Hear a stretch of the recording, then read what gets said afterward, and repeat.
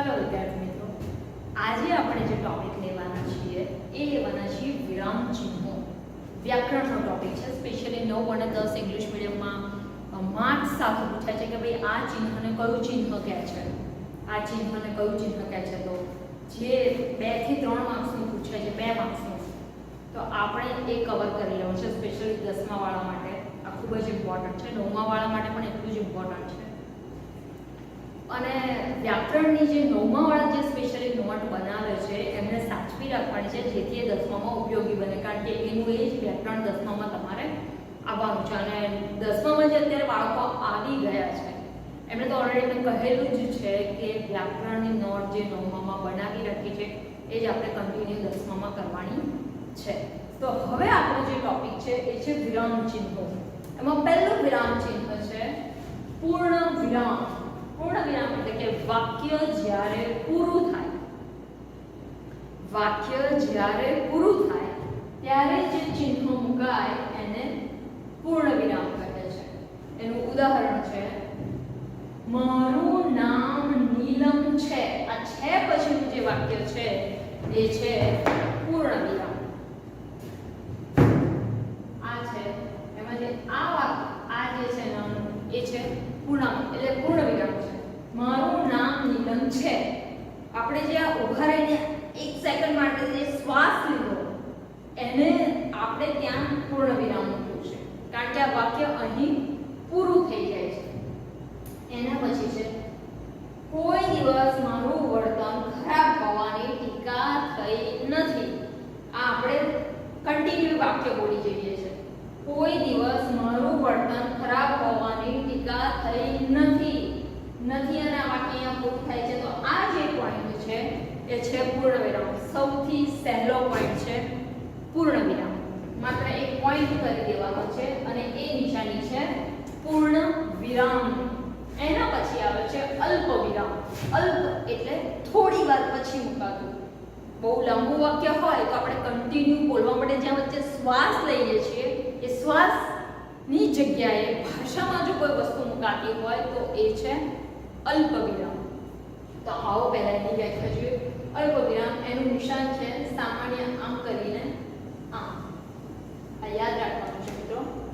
સળંગ વાક્યના એકાદ ખંડ સાથે અલ્પ વિરામ માટે પણ આ ચિહ્ન વપરાય છે.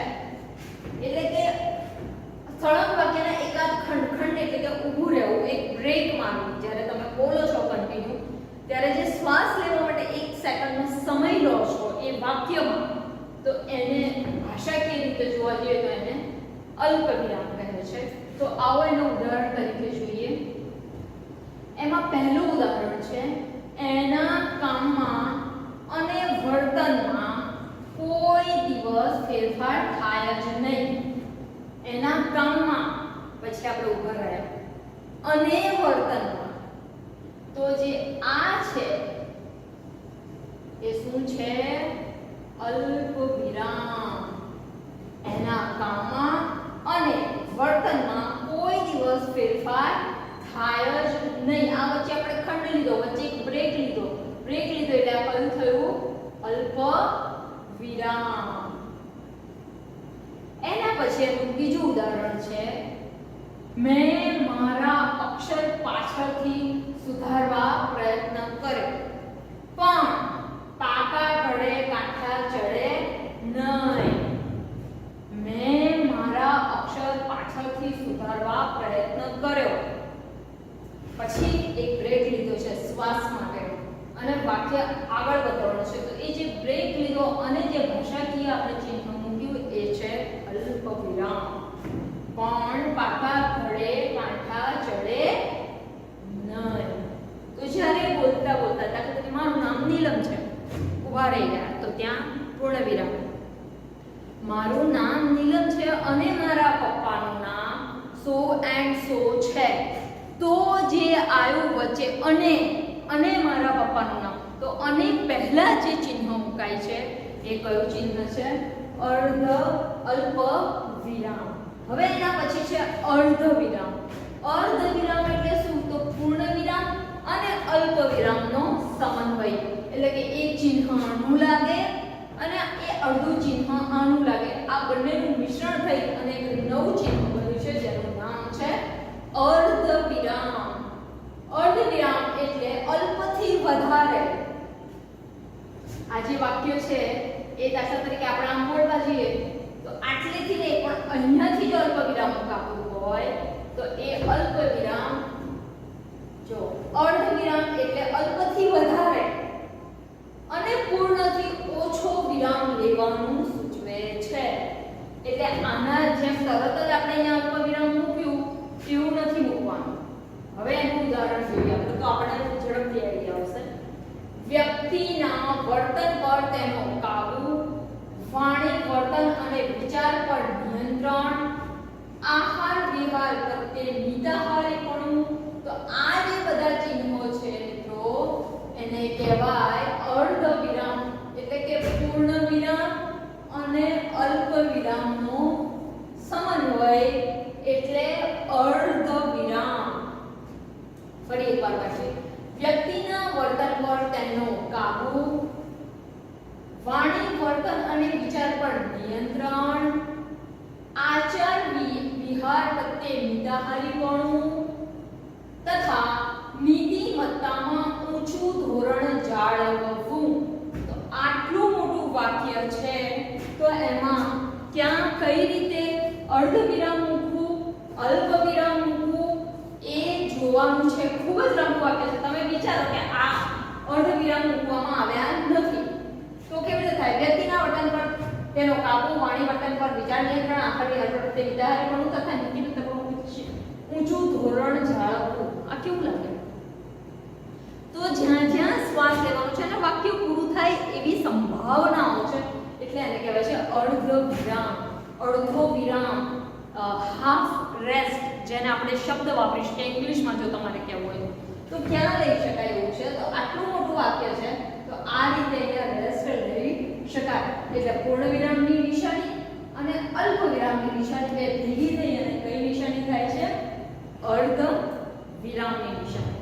તો આ તમારે લખવાનું છે. એના પછી આવે છે ગુરુ વિરામ. એના વિશે હવે આપણે જોઈએ. આ જે ગુરુ વિરામ છે એને ઘણા લોકો મહાવિરામ પણ કહે છે. શું કહે છે? મહાવિરામ. તો હવે ચોથું વિરામ ચિહ્ન છે ગુરુ વિરામ.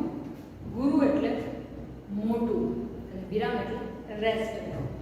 એની વ્યાખ્યા છે ગુરુ વિરામને ઘણા મહાવિરામ પણ કહે છે. કોઈ એક વિધાન થઈ ગયા પછી તેના સમર્થન રૂપે બીજું વિધાન કરવાનું હોય અથવા તો કહેવાનું હોય ત્યારે બંને વચ્ચે ગુરુ વિરામ વપરાય છે. દાખલા તરીકે ઉદાહરણ છે પહેલું, ખરાબ બોલવું નહીં, ખરાબ સાંભળવું નહીં, ખરાબ જોવું નહીં. આ ત્રણ વાંદરાઓ કેટલું બધું કહી જાય છે. તો અહીંયા અલ્પવિરામ છે, ખરાબ બોલવું નહીં ત્યાં, ખરાબ સાંભળવું નહીં ત્યાં અલ્પવિરામ છે, ખરાબ જોવું નહીં એના પછી આવે છે ગુરુ વિરામ. તમે જોઈ શકો છો મિત્રો આ ગુરુ વિરામની નિશાની છે. આપણે અહીંયા જોઈએ કે આ ગુરુ વિરામની નિશાની છે. તો આ વાંદરાઓ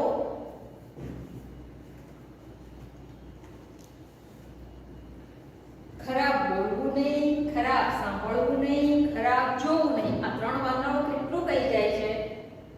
પછી બીજું કોઈ ઉદાહરણ જોવું હોય તો ભાવનગરની ત્રણ બાબતો જાણીતી: ગાય, ગાંઠિયા ને ગાંડા.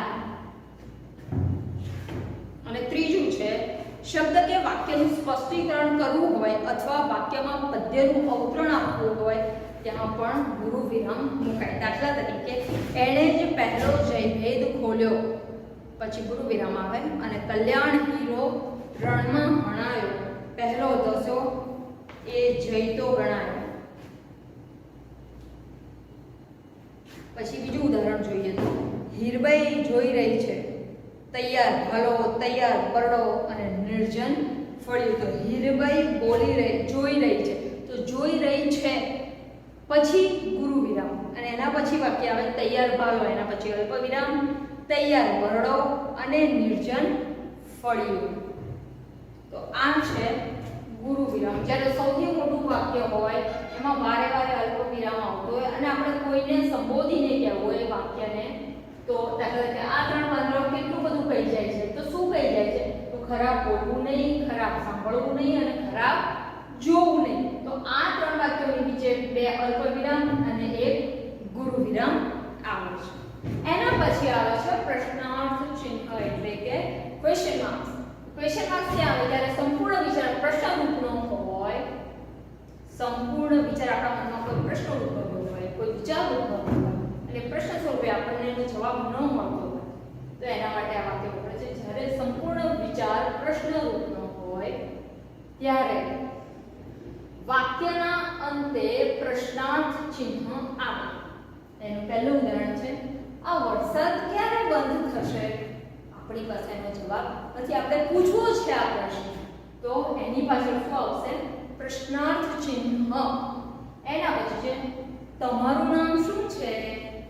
તો એની પાછળ પણ પ્રશ્નાર્થ ચિહ્ન છે.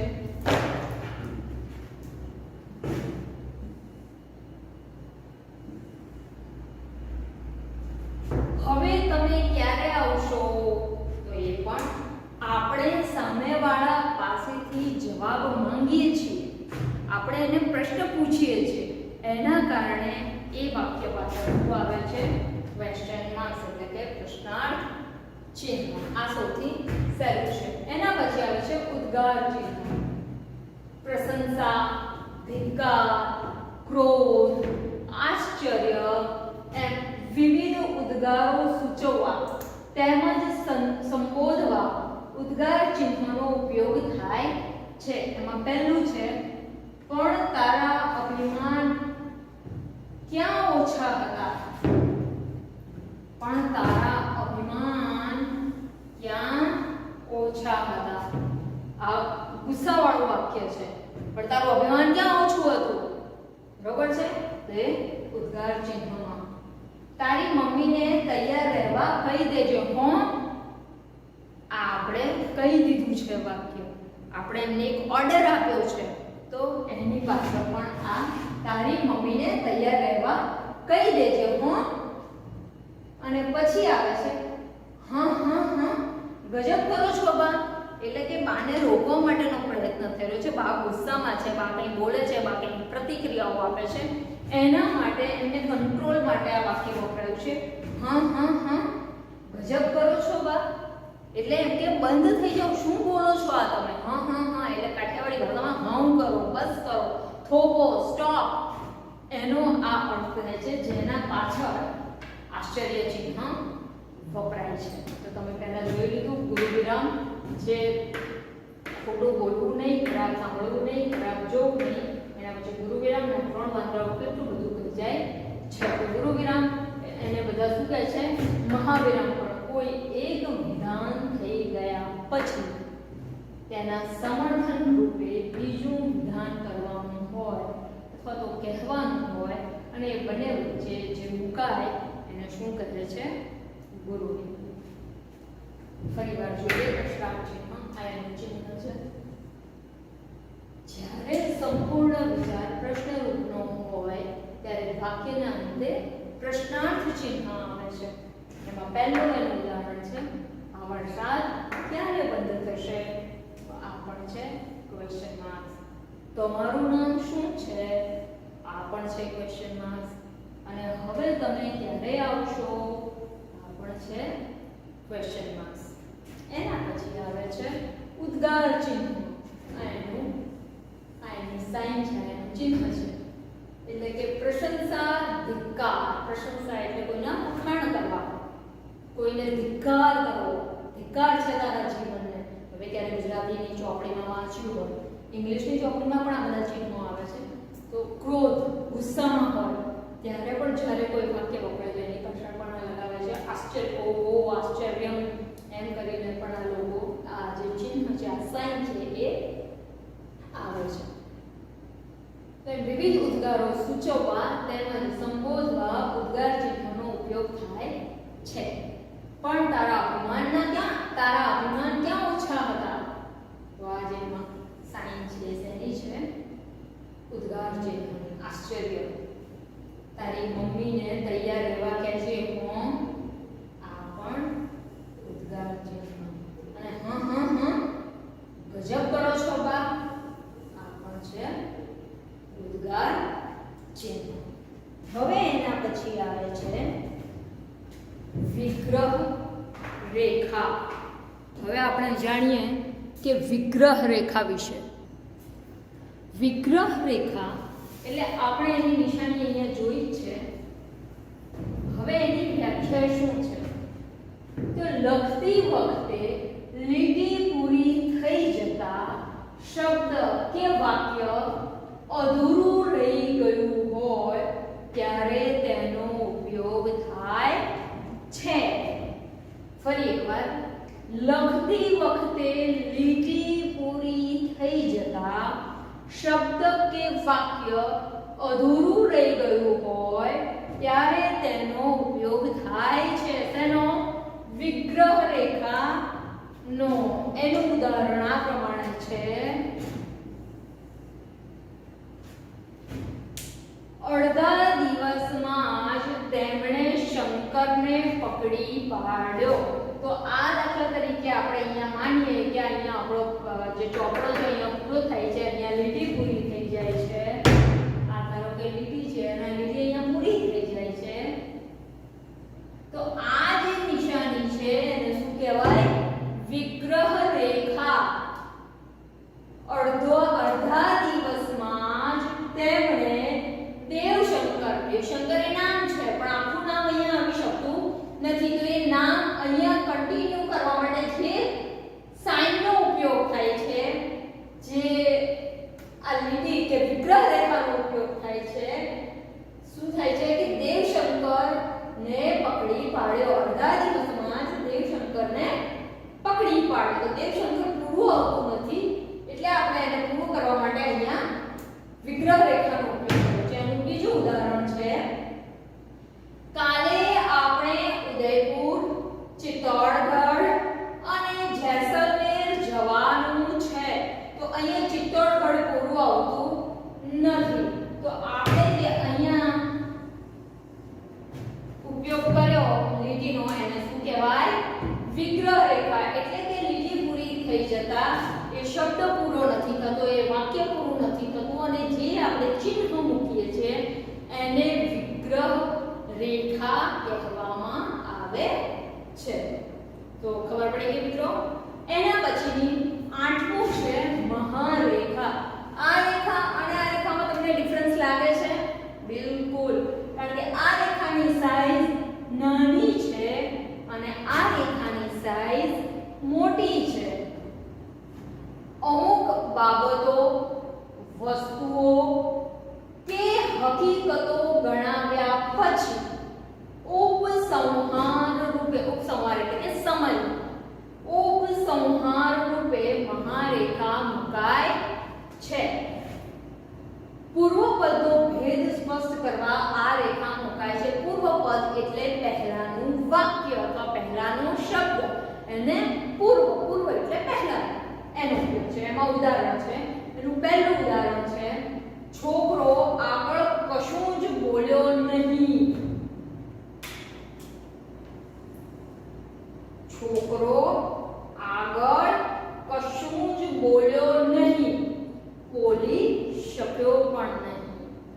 આ જે છે શું લખ્યું? અમુક બાબતો, વસ્તુ અને હકીકતો જણાવવા માટે. તો આ જે વાક્ય છે એ કોઈ હકીકત જણાવે છે. તો એના કારણે અહીં આ મહારેખાનો ઉપયોગ થયો છે. હવે એનું બીજું ઉદાહરણ છે, આવતીકાલની ફિસ્ટમાં લાડુનું જમણ. હવે આ કોઈ બાબત છે, કોઈ એડવર્ટાઇઝ છે, તો એની વાત કરવામાં આવી છે કે આવતીકાલની ફિસ્ટમાં લાડુનું જમણ. હવે તો શું? આ વાંચતા જ પંડિતજી થંભી ગયા. આ વાંચતા જ પંડિતજી, હવે દાખલા તરીકે ખાલી આટલું જ હોય, આ વાંચતા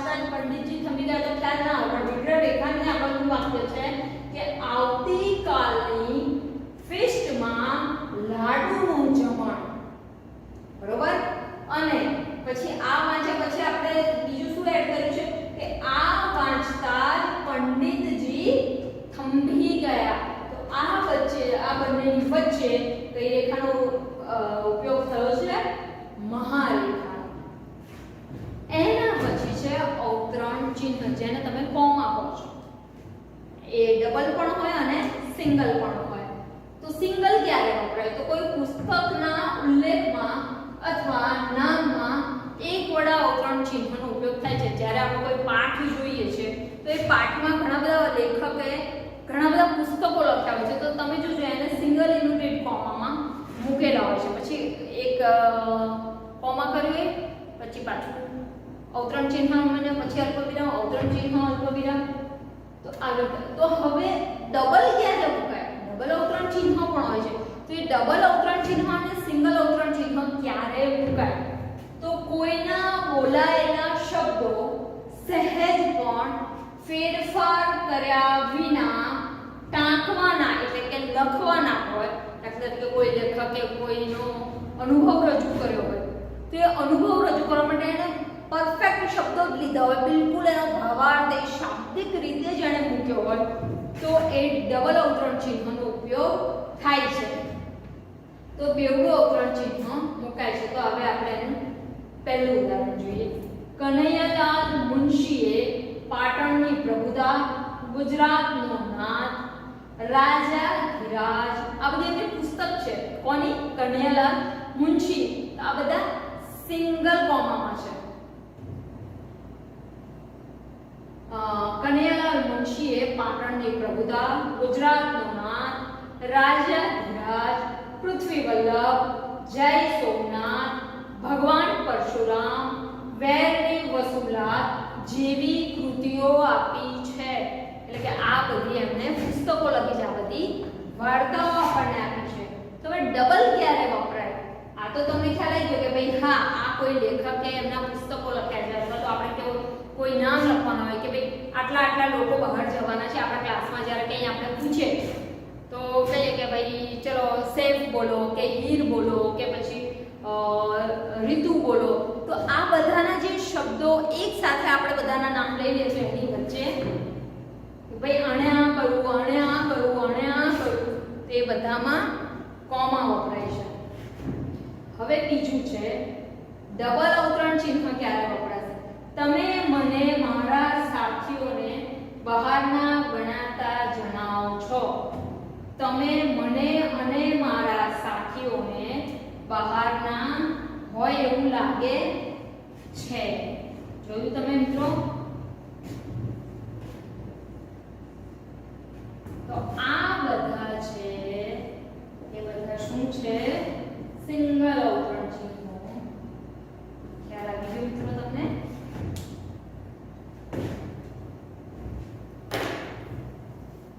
તો અવતરણ ચિહ્નોમાં આપણે જોયા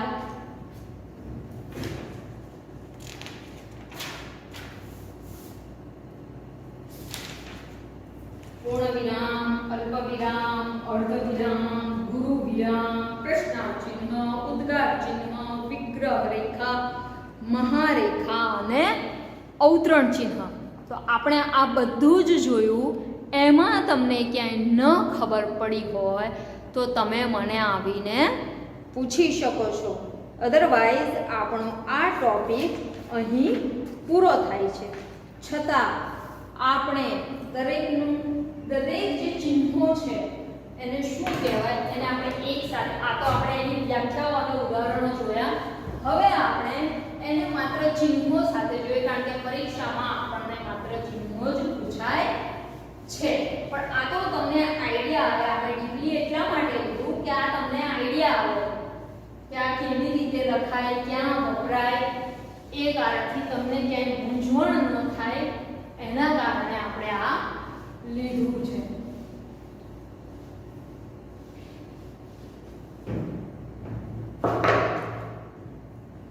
તો પહેલું હતું પૂર્ણ વિરામ, બીજું હતું અલ્પ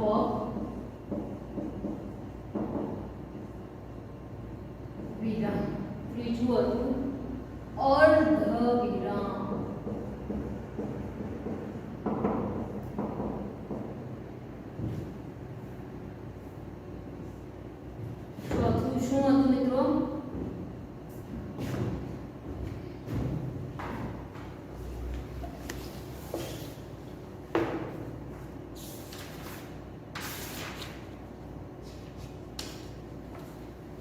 છેલ્લું ગુરુ વિરામ, અર્ધવિરામ પછી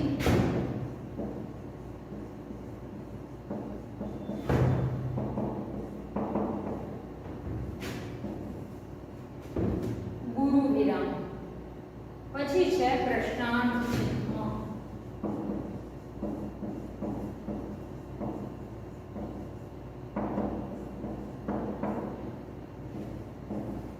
પછી છે ઉદ્ગાર ચિહ્ન,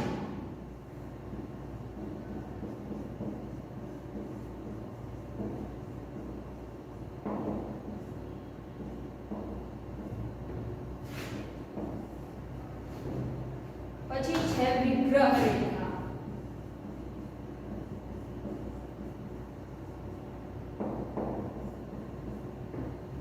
અને પછી છે મહારેખા, પછી છે અવતરણ ચિહ્ન,